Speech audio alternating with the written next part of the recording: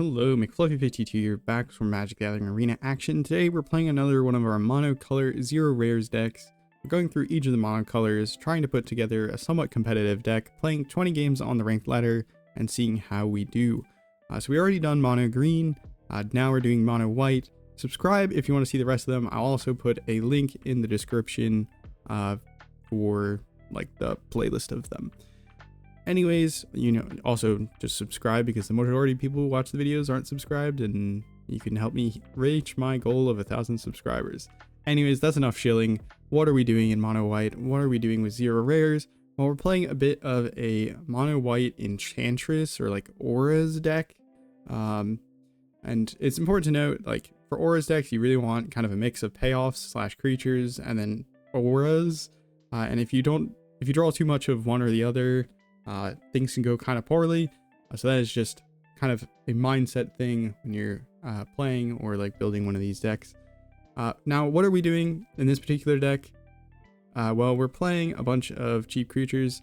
I'm going to go through each of the cards one by one, just because, especially if you're new to Magic, it can be helpful to understand all the different cards and synergies here. So we're playing a bunch of cheap evasive creatures, though, that we can stick the auras on, pump them up. Auras, if you don't know what they are, they're enchantments that target a creature you control and then usually give some sort of benefit. So, speaking of cheap creatures, we have Healer's Hawk, 1 mana, 1/1 flying lifelink. Flying and lifelink, flying usually is good because the opponent doesn't have a lot of blockers that can block flyers, and then lifelink, nice against those aggressive matchups. If we put a bunch of counters and auras on this, we can gain a bunch of life. Nurturing Pixie is one of the kind of superstars in the deck in a way, because it's 1 mana, 1/1 flyer. When it enters, you can return target non-land, non-fairy permanent you control to your hand, and then put a +1 counter on Nurturing Pixie. So why is this good? Well, it can be a 1 mana 2/2 flyer, which is pretty good stats. And then why would you want to return a non-land permanent to your hand? Well, there's a lot of cards that have entered the battlefield effects, meaning that they get value when you cast them, resolve them, and they hit the battlefield. And so if you get to bounce that card back into your hand, you get to replay it and get the ETB again. So you get even more value. And in a way, Nurturing Pixie kind of draws us a card on top of being a 1 mana 2/2 flyer. And that's why it's so good in this deck. Notably, in white, a lot of the card draw is locked behind rares. And so Nurturing Pixie is an important component in this deck to make sure we keep doing things. Now, talking about powerful 1-drops, oh my goodness, I'm tripping up over my words. Well, I'm just going to keep going. I've tried doing this intro too many times. Anyways, Optimistic Scavenger. It's a 1 mana, 1/1. Whenever an enchantment you control enters, or whenever you fully unlock a door, put a +1 counter on target creature. So we're playing a lot of enchantments. We're playing even a card that can make an enchantment token. So we can trigger this a bunch. And put a bunch of +1 counters on our flyers and our lifelinkers to gain a bunch of life and swing in for a bunch of damage. Very good in that regard. Rune Lurker Bat, pretty much Healer's Hawk, but it also has some extra text as 1 mana flying lifelink 1/1. But it also says at the beginning of your end step, if you descended this turn, scry 1. So descend, if a permanent card is put in your graveyard from anywhere, that counts as a descending, and then scry 1, you get to look at the top card, put it to the top of your library or the bottom of your library, helping you to draw more impactful cards. Now, the auras. Ethereal Armor is kind of one of the cards that I built this deck around. It is a 1 mana aura that gives +1/+1 for each enchantment you control and has first strike. Or it gives that creature also first strike. Ethereal Armor is really strong because it can give a massive pump, and if we toss this on one of our flyers, we can do a bunch of damage in the air, and that's how we can win games with this. And yeah, it just rewards us for putting a bunch of enchantments on the battlefield. Soul Guide Lantern. Why are we playing Soul Guide Lantern in this mono white deck? Well, we're playing a very kind of fair aggro based deck, and so if the opponent's doing some sort of like tricksy discard a giant creature and reanimate it, or put it back onto the battlefield from graveyard, that can kind of be a bit of a blowout. And so Soul Guide Lantern makes sure that the opponent is not doing anything tricksy with their graveyard, and can potentially draw us a card. So it's 1 mana. When it enters, exile a target card from a graveyard, and then you can also tap it, sacrifice it, exile each opponent's graveyard. You can do that at instant speed, so you can hold it up as the opponent goes to cast a reanimation spell. You sacrifice this, and they're kind of sad. If the opponent's not playing a graveyard deck, this can also trigger something else in our deck, and we can also just pay 1, tap it, sacrifice it to draw a card. So it's not completely useless in those non-graveyard deck matchups. Builder's Talent. This is a 2-mana class enchantment. When it enters, you get a 0/4 wall creature with Defender, meaning it can't attack. So that we can bounce this to our hand, replay it to get another wall. Walls aren't super useful. What we really care about is this level 2. So class is a enchantment that you can pay mana to level it up, and if you pay mana for that particular level, you get the effects of that level. So we can pay just 1 white to get level 2. And it says whenever one or more non-creature, non-land permanents you control enter, put a +1 counter on target creature you control. This means whenever our non-creature enchantments enter the battlefield, we also get a kind of opportunistic scavenger type effect where we get to put a +1 counter on target creature you control. It is 3 mana for a similar effect, but we also get the wall, and that's why we're playing Builder's Talent in this deck. Enchantment Auras. This is one of them. Feather of Flight. It is flash, so we can cast it at any time. You can cast an instant. When it enters, you get to draw a card, and then it gives creature that is enchanting +1, +0, and flying. The reason we're playing this is an enchantment to trigger all of our enchantress type effects, or things that care about enchantments entering, and things that care about the number of enchantments we have. And then it draws us a card. And it can also give flying, which is somewhat relevant. Most of our things are already flying, but we can give flying to Opportunistic Scavenger, or our Hopeful Vigil, or our Glimmer token. So Hopeful Vigil, I already kind of hinted at this card. It's 2 mana enchantment. When it enters, you get a 2/2 white knight creature token with vigilance, so it doesn't tap when it attacks. And then the rest of the text isn't super relevant in this deck. If it would be put in the graveyard, we get to scry 2, and we can pay 3 to sacrifice it. Usually we're not doing this, but the reason why this card is pretty good in this deck is because we can play it, get the 2/2, bounce it with Nurturing Pixie, and replay it. We get 2 enchantments entering the battlefield, triggering Opportunistic Scavenger twice, and we get 2/2 white knights with vigilance. So that's pretty good.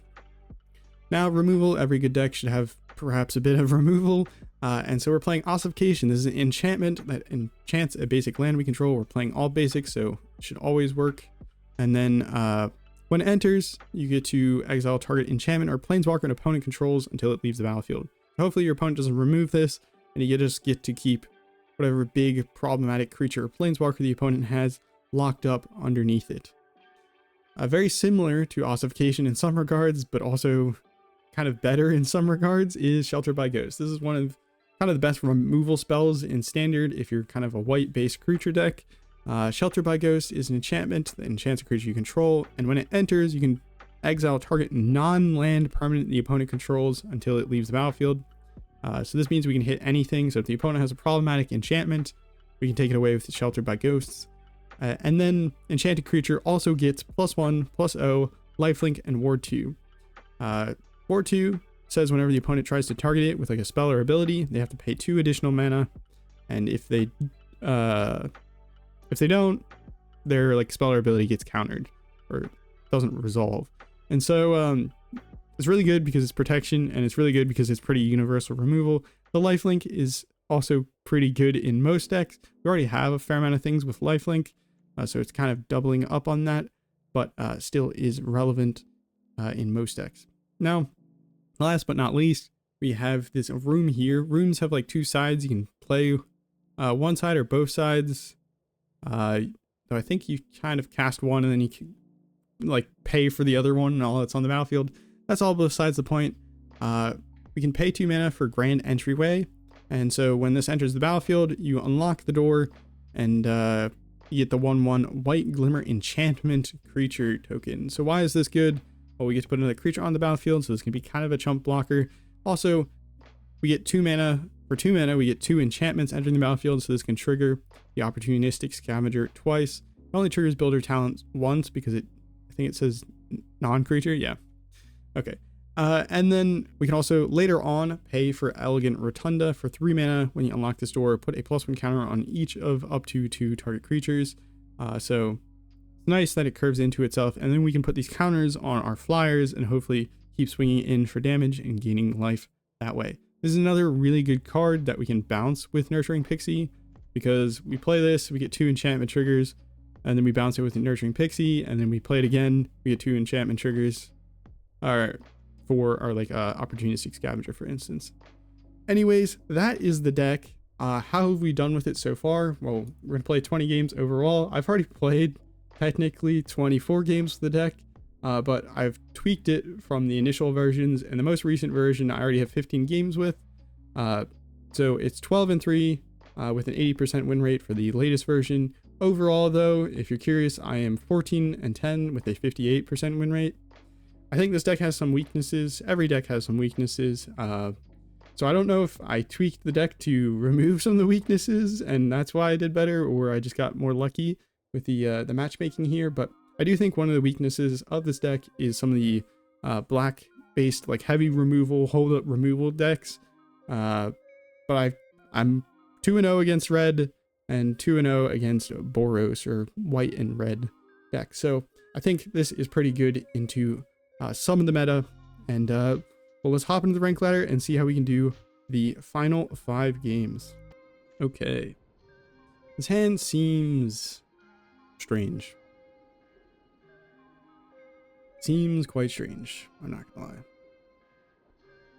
I mean, we go first. We have a lot of enchantments in the deck, and we have 2 Opportunistic Scavengers, so I think we should keep. So yeah.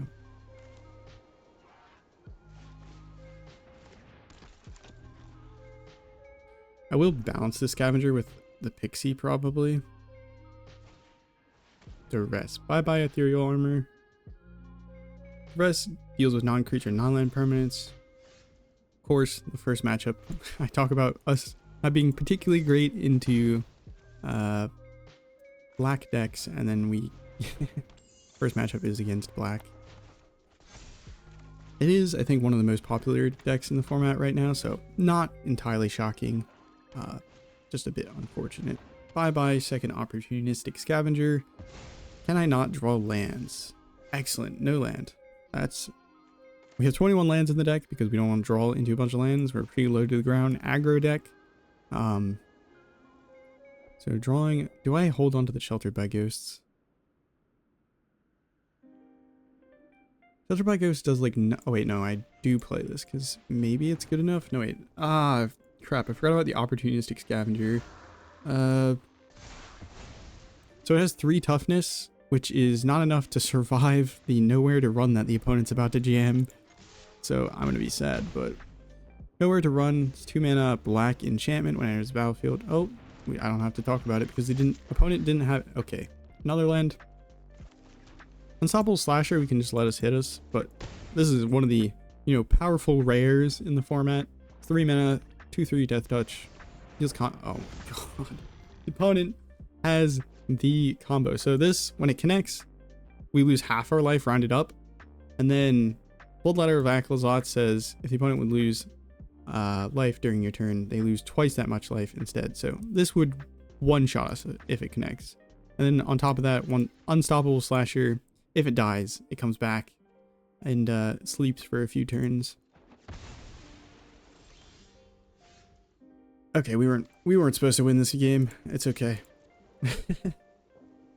It is okay. We weren't supposed to win this game. We drew 6 lands in the top 10 in a 21 land deck. It happens. Sometimes you win the lottery, but not in the good way. Oh my gosh. I guess I do this. I mean, this is the only thing that doesn't kill me. We're gonna play it out until we die. Oh, yeah. Good game. They can make us sacrifice this, and then they swing in. And I'll just show off the combo. Lose half life, and then Bloodletter makes us lose the rest. GG. Okay, this hand looks pretty good, I would say. Opponent goes first is never a particularly great thing to see, but we'll make it work. Oh no. Is this another control deck? Azorius? And they just played a tap land. Usually you don't play tap lands in creature deck. Well, you do, but like, you don't play a lot of them. And usually it's man lands, not surveil lands. We're in for a doozy.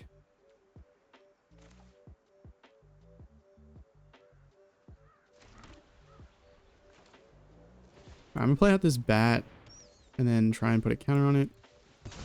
So I want to find, this is one of the times I feel like a land would be kind of good. The Ethereal Armor is pretty good, but we don't have a lot of creature. We'll take it. I could have put it in the graveyard and then potentially reanimated it with this level 3. But I'm greedy. I am greedy. See me. Aha, land. We will swing with the bat. Opponent will probably make us put it on top of our library with the horned lockwhale. No. Alright, we're going to play out the Builder's Talent so we can get the level 2 next turn and start getting some value. Okay, well.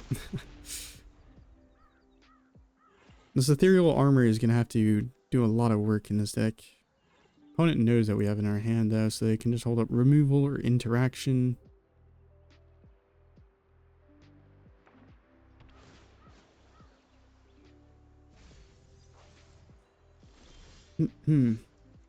Okay, a land is actually not that bad at this particular moment. I will take it.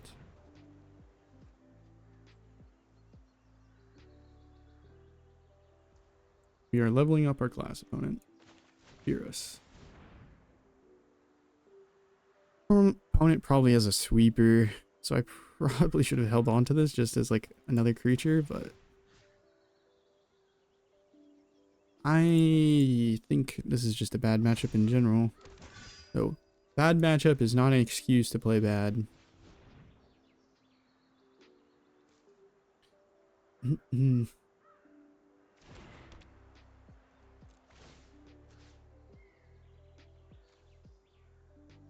don't think it really matters.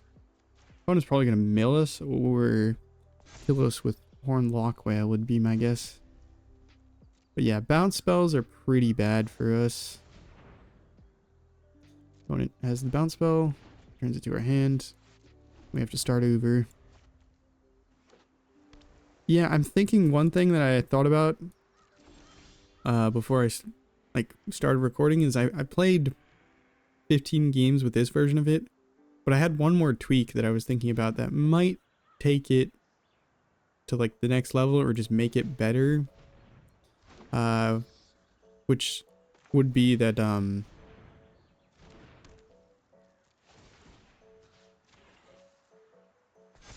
you go ahead and play instead of like Feather of Flight, you play Shardmage's Rescue. It's a 1-mana enchantment with flash that gives your creature +1/+1 and hexproof through the turn that it enters. So that's a way of fizzling these kind of bounce spells and removal spells. So it doesn't work particularly well into something like Nowhere to Run that gets around hexproof, which is one of the reasons why I've kind of stopped playing protection and might adjust my mono white life gain deck to remove the Surge of Salvations, just because it seems like the opponent seems to remove my stuff anyways.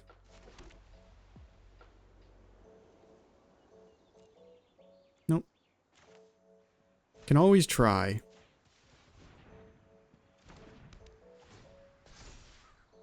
That's pretty big. Put the counter on the flyer. We're distributing our power across creatures just in case the opponent has like spot removal. They can't just remove one creature and then we lose all of our kind of threat.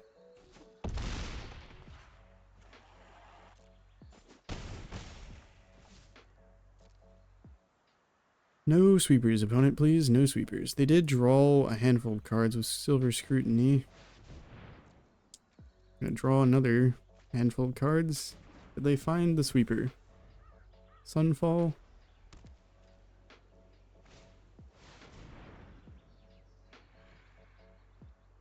Okay, well, that's actually not as bad as it could be.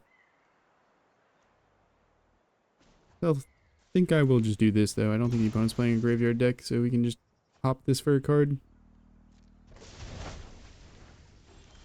You've entered the battlefield effect, so, like, we don't particularly mind, to be honest.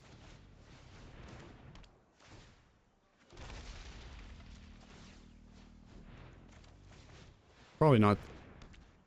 We probably should have just committed power to the board rather than getting our level up and playing out the builder's talent. I probably should have just played a hopeful vigil like Rune Lurker Bat, Ethereal Armor and stuff, but it's okay.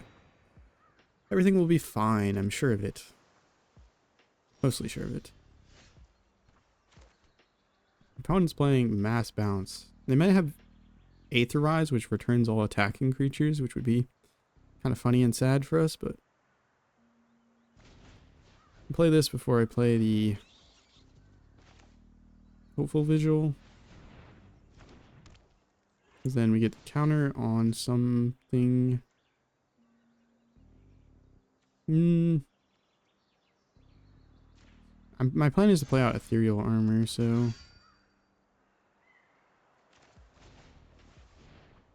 Great, hopefully the opponent doesn't actually have a sweeper and they're just playing more Mass Bounce. That's what I'm counting on right now. We have quite a few enchantments. I'll go ahead and put this on the other flyer. Opponent, they take 6. So we could have done 8 there, but I don't think it'll matter. Oh gosh.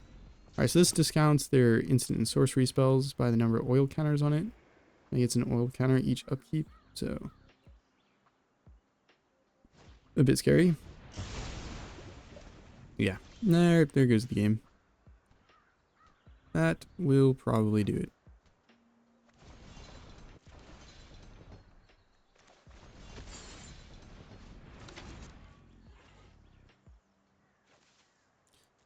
I think we have to target with the, I don't get the +1 counter because you have to target. It doesn't even matter how I order the triggers. What if I sheltered by ghosts? Alright, well notably these have toxic 1, so they do poison counter, and as soon as you get 10 poison counters you lose the game, so it's gonna be hard for me to deal with all of them. We have like 3 more removal spells, but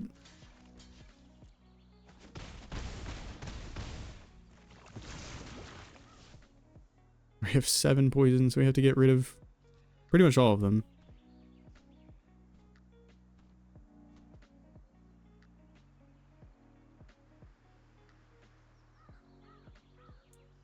Not a great start to the deck right now. Perhaps I did just get lucky. Oh my goodness. Okay. Opponent draws 3 and then draws 2 and then returns each non-token permanent.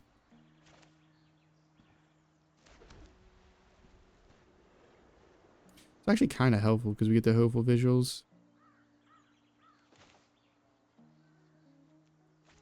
But I think I'm dead regardless though. So I can play a blocker, play a blocker, play a blocker, and then we just die. Alright. Okay. This hand's pretty good. We can Rune Lurker Bat into Grand Entryway, and then bounce it with a Nurturing Pixie, and then replay it. Or we can just use both sides of the enchant or room here, and then bounce it with a Pixie. Whatever we feel like.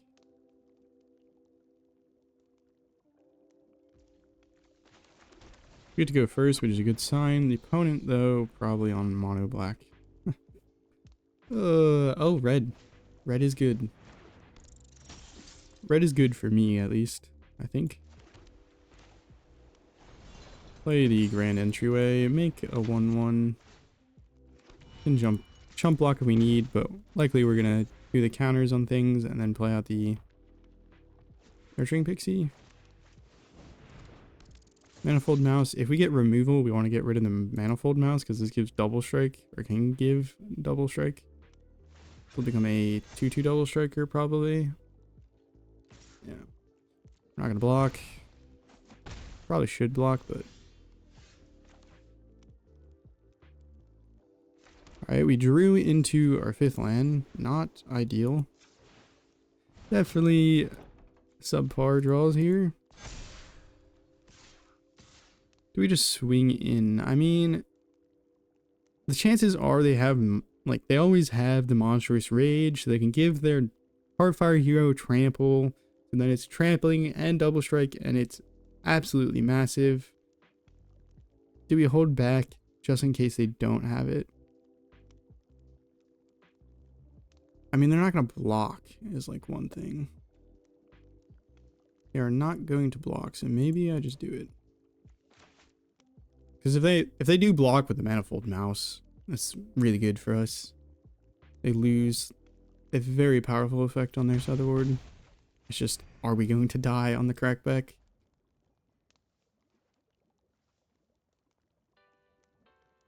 An Ossification or a Shelter by Ghost would be pretty good right about now.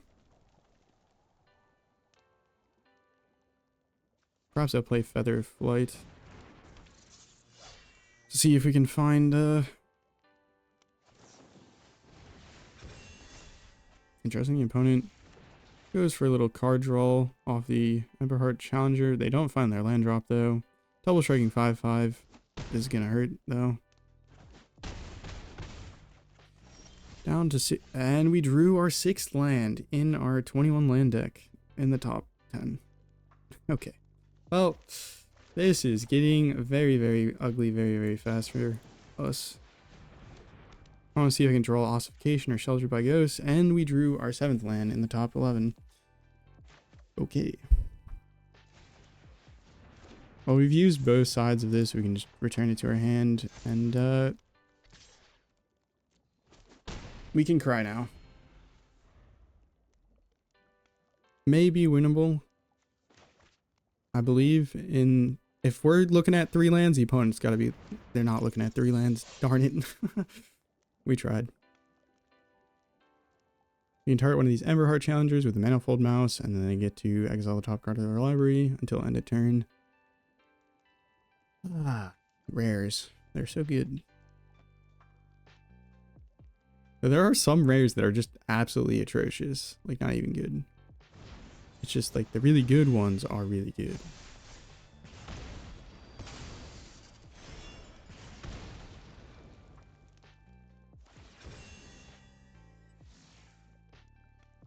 Is it just me, or do I feel really dead? I mean, we can survive, assuming they don't land drop and shock us or something. They have the land for their second main phase. They can't play Trample. Oh my goodness. That's not good. Well, I have to block it regardless because I will take too much damage otherwise. So we'll take 2 damage and go down to 1.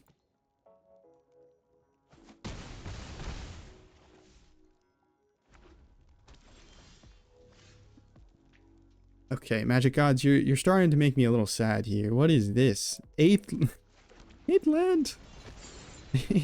8th land. What the heck is happening?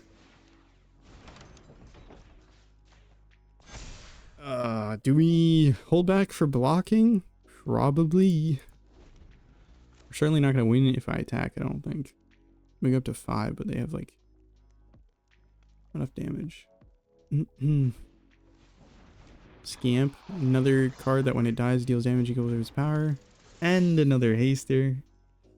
Yikes. They get to choose after they target it, and I mean double strike is what they should choose. Trample is strange. Double strike means that we, well, it doesn't actually really matter that much because it was, actually no, yeah, if it was double strike we would have to block it. I don't know why the opponent chose trample. If it was double strike we'd have to block it with either the Rune Lurker Bat or this, but we don't want to kill our Rune Lurker Bat because it's gaining less life, so we, opponent doesn't attack. Okay. Ah, my mic, I'm so sorry. Hopeful Vigil. I'm gonna try and fix my mic. I just absolutely beat the crap out of it. I'm so sorry. Well,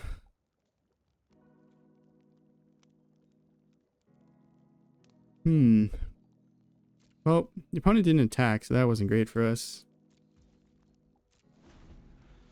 We wait patiently.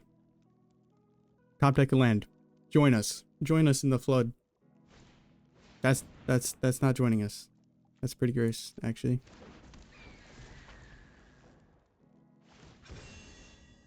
And they get another card. It's a land. Let's go. All right.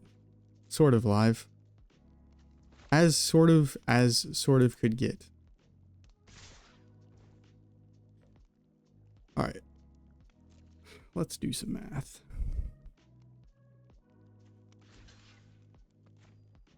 So, need to block this. Otherwise, we take 4. That's 6, 7, 8 damage here. So I need to block. Get rid of one of these, like that. Something like that. That's 1, 2, 3, 4, 5 damage we gain. No, we can't do that. All right. I guess we get rid of an Ember Heart Challenger. That's 1, 2, 3, 4. 4 damage, I think. And then we gain 4 life from the Rune Lurker Bat. Let's not forget to do our thing.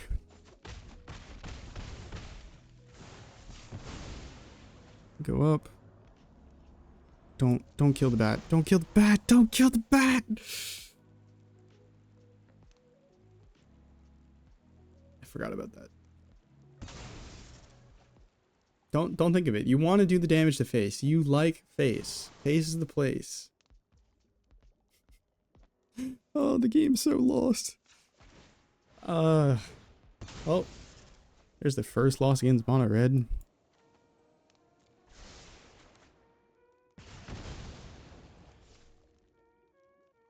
I don't think anything we can draw at this point gets us out of this.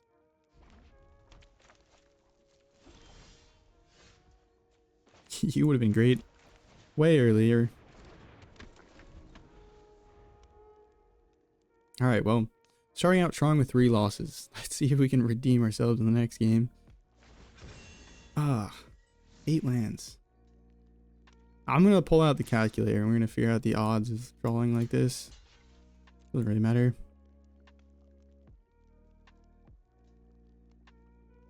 Eight lands.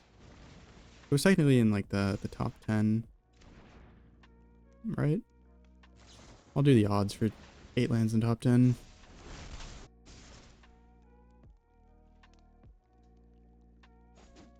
Opponent really needed to make sure we were dead. Okay. Is this hand good? No. Opponent goes first. Not great. What the? What? Ah. Okay, whatever. Well, this is gonna be probably a loss. But we can dream. I don't want to mold down to 5 cards though. That's just like not good. You're gonna have to top deck well. Though, if you want to know the odds, I looked it up using good old Aether Hub's Hyper G Match calculator. If you're looking at like top 10 cards of your library, the odds for hitting 8 lands out of 21 in your deck is hitting 8 or more is 0.2%. That's probably my best odds or like best percentage that I've ever hit in Magic Arena. That is like actually one of the lowest odds ones that I've ever had. Okay, the opponent is on like the Selesnya Cage aggro deck. Play out all these creatures that make tokens, and then you play Collector's Cage, 2 mana, has Hideaway, and does some things. What is the right move here?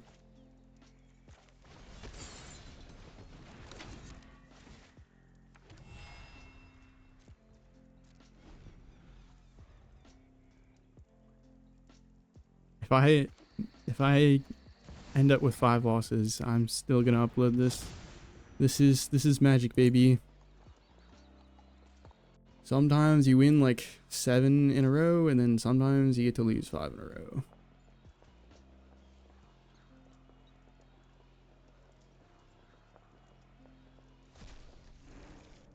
Notably, I think one of White's strong suits is like its ability to use sweepers. And all sweepers are rares, at least I think. And so, or most sweepers are rares, I should say, I guess. And so we're not able to play sweepers in this deck, which, you know, like if the opponent had this kind of deck, us playing playing a sweeper would have been helpful. Just don't kill me with the collector's cage, please.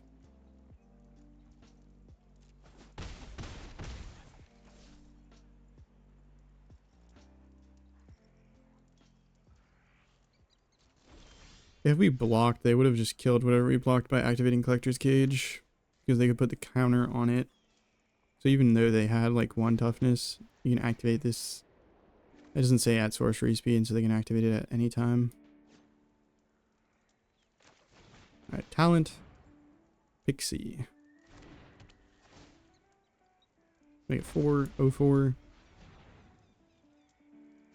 Go ahead. Do I bounce the builder's talent to make another 04? That'd be hilarious. I think I prefer actual creatures.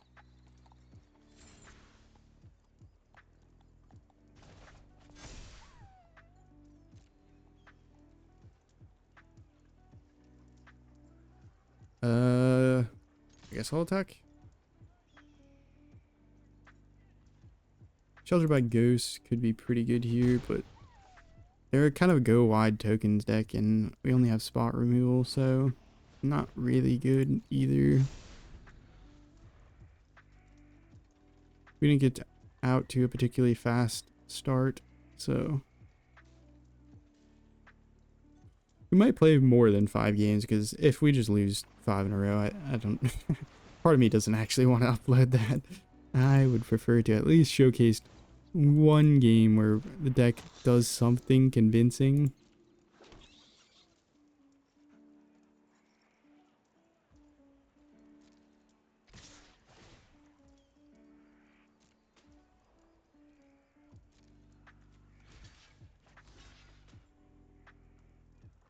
When I was 2 mana open, they could just surprise us with something bad. I'll take the 3, I think, for now. I can put more counters on things in the future, so maybe it's better to just hold off for a second. That's nice, but I kind of wish you were there turn 1 or something.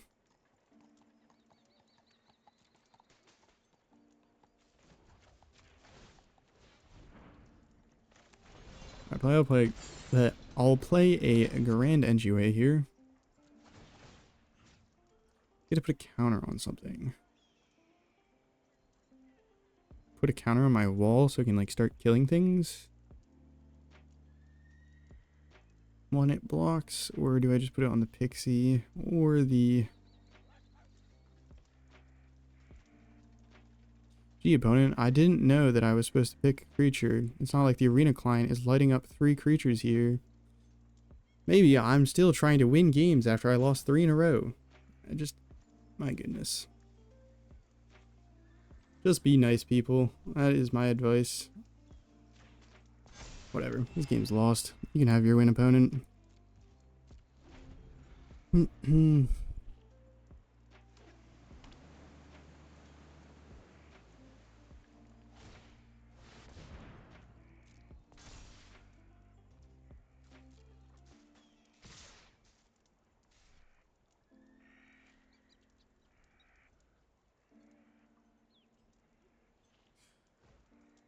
Okay.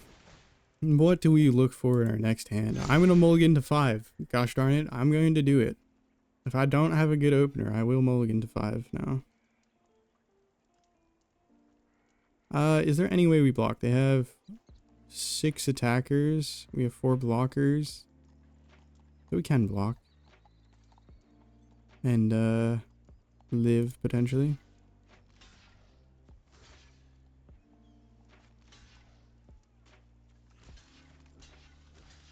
Taking 9 in the air. Oh wait, we're just dead. Yeah, we're dead. I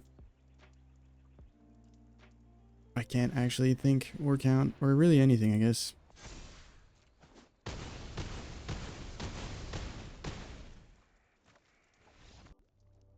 Okay, Opportunistic Scavenger turn 1 is really good. Grand Entryway turn 2 is pretty powerful. Builder's Talent gives us a backup plan. This hand seems pretty good. We're on the play.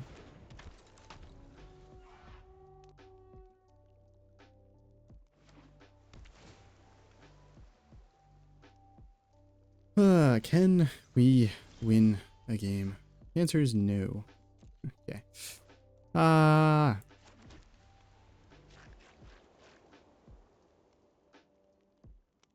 We need to do as much damage as we can, as fast as we can. How do we make that happen?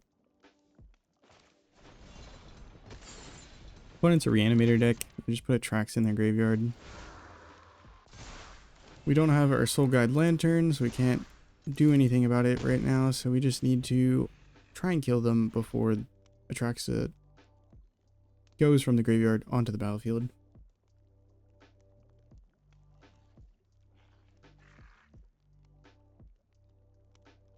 Did you keep a 1-lander? That's magic, baby. If they did, no. Okay. Well, there's a funny thought. It's really kind of funny.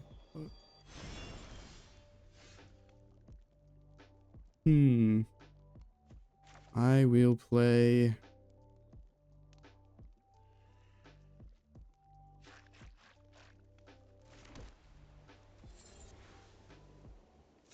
Part of me wanted to play the Rune Lurker bat, but...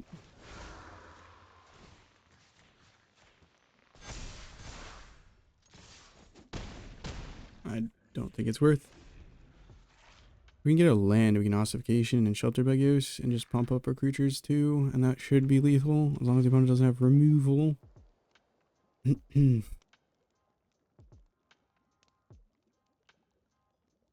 Though a Nurturing Pixie would be pretty good off the top, because we'd bounce the Grand Entryway and then replay it and get 2 enchantment triggers for the Opportunistic Scavenger.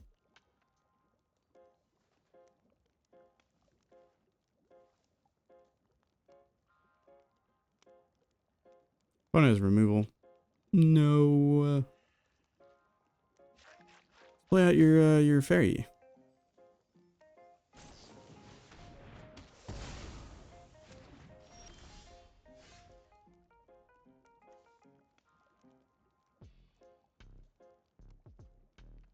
Alright, what's best here? We can play out the Rune Lurker Bat and the Hopeful Vigil. That puts a bunch of creatures on the battlefield. Or we can play Builder's Talent, play the Bat, and then level it up, and then play the Vigil next turn. We go damage. Put as many creatures on the battlefield that can attack next turn as possible, I think. We miss out on 1/1 counter from the Builder's Talent, but it's not going to make a difference, right? Surely. Okay, opponent is a Squirming or Emergence Reanimator deck, so they need a bunch of permanents in their graveyard to go ahead and power up their 3-mana spell that can allow you to reanimate things that are mana value less than the number of permanents, or less than or equal to the number of permanents you have in your graveyard. You have the opponent on the ropes, so that's a good sign.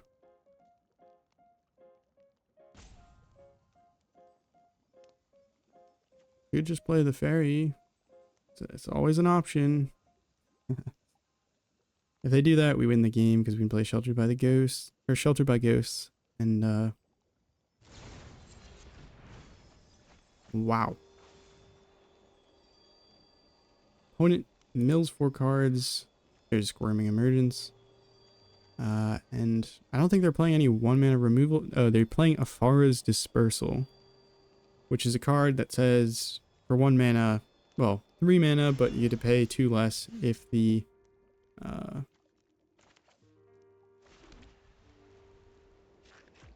creature is attacking.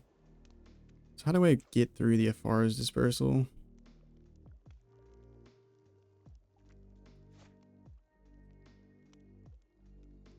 assuming that's what they have.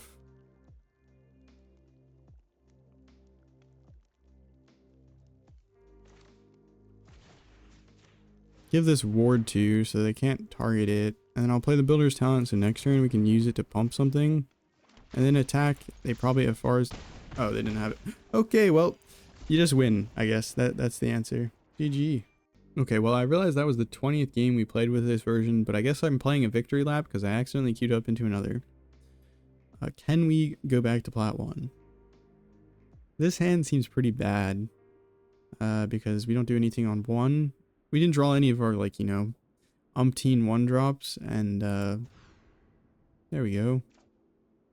There are 1-drops in this hand. Not really good ones, but I guess we'll try it. Soul Guide Lantern's probably not very useful. Damn. This hand's pretty much, well, very similar in some regards. Do I save the fairy to play out the...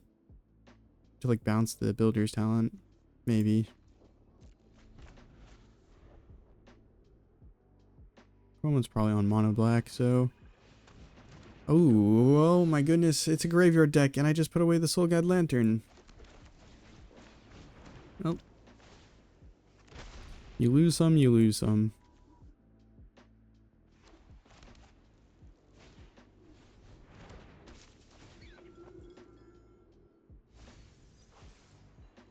Alright, well, I'm gonna do something I've never done before. It might be the wrong move, but it's kind of what I want to do. Come back to my hand, wall. Where did you go?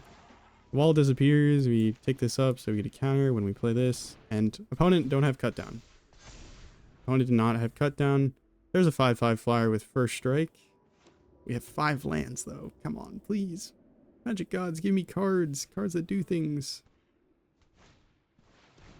Essence Channeler that can get flying. Oh gosh, and it gets really massive. It's not good. This is not good. Imagine if I kept that Soul Guide Lantern. How good would that be? Oh my.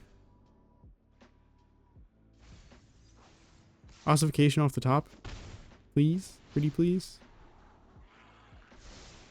I've been a good Magic player. I assure you, right? I don't know.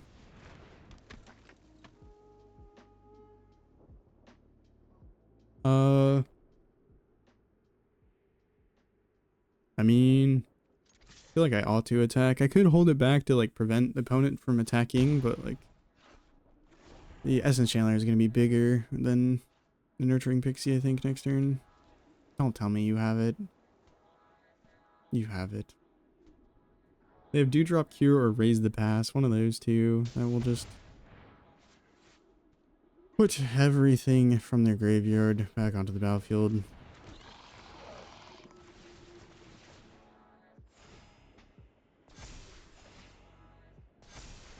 Alright, we have like 1 out if we top a deck like a Sheltered by Ghosts.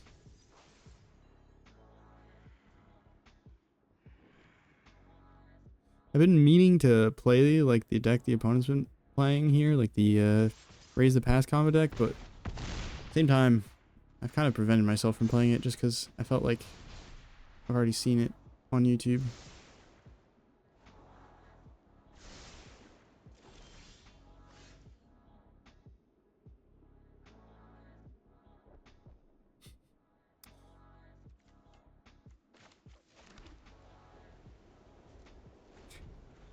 Yo, 6 lands! 6 lands in the top. Okay, we'll do the odds for this one just because I'm stuck here losing.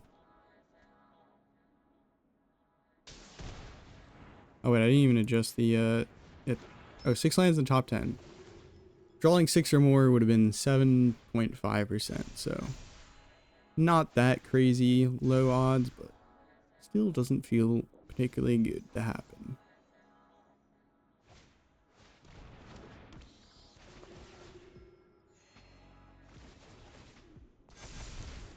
I should probably say this. I know some people will probably comment something about the shuffler being rigged, or like it's just odds. It happens sometimes. I'm a firm non-shuffle truther, or whatever the heck you want to call it.